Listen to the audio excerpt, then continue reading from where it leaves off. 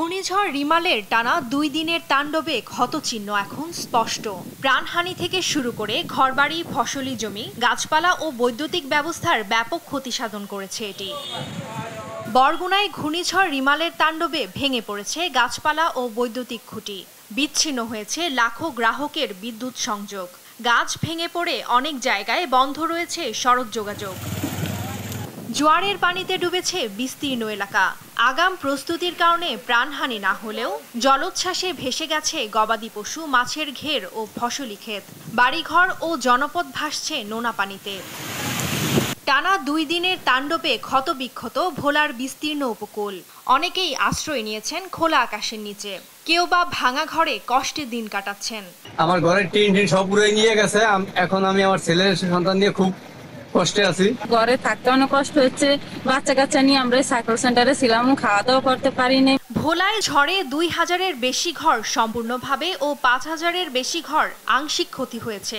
এছাড়া ক্ষতিগ্রস্ত হয়েছে ১৭,০০০ হেক্টর জমির ফসল। ক্ষতিগ্রস্ত ও নিহতের পরিবারকে সহায়তার আশ্বাস দিয়েছে জেলা প্রশাসক। আশা করছি যে মন্ত্রণালয়ের এই সহযোগিতা আমাদের ভোলা জেলার অনুকূলে আসবে এবং মানুষদেরকে এই ঘূর্ণিঝড়ের যে ক্ষতিকর বিষয় সেটি থেকে তাদেরকে পুনর্গঠিত করার সুযোগ সৃষ্টি হবে। এদিকে ঘূর্ণিঝড় রিমালের আঘাতে একেবারে বিধ্বস্ত হয়েছে উপকূলীয় জেলা পটুয়াখালী। জোয়ারের পানিতে পানিবন্দী হয়ে পড়েছে হাজার হাজার মানুষ। ঘূর্ণিঝড়ের আঘাতে ভেঙে পড়েছে সমুদ্র ঘেঁষা আরেক জেলা বাগেরহাটের সড়ক যোগাযোগ। বিধ্বস্ত হয়েছে ঘরবাড়ি।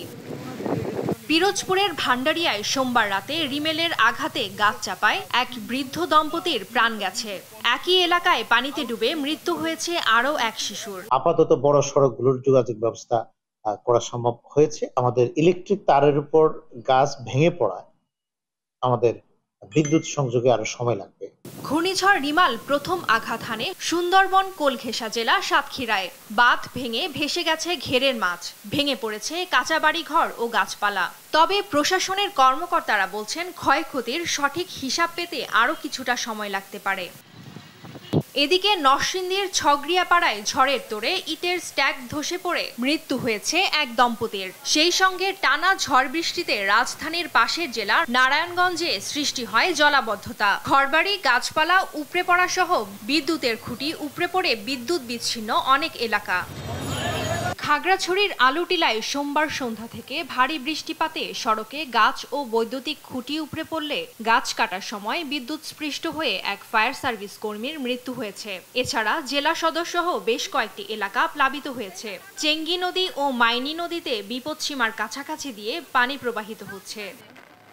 এদিকে বান্দরবানে ভারী বৃষ্টিপাতে রুমা-থানচি সড়কের ৫ কিলোমিটার এলাকায় বেইলি ব্রিজ ধসে জেলা শহরের সাথে ভারী যান চলাচল বন্ধ রয়েছে।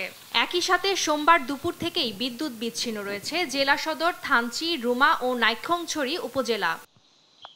টুম্পা আফরোজ, নিউজ ডেস্ক, দেশ টিভি।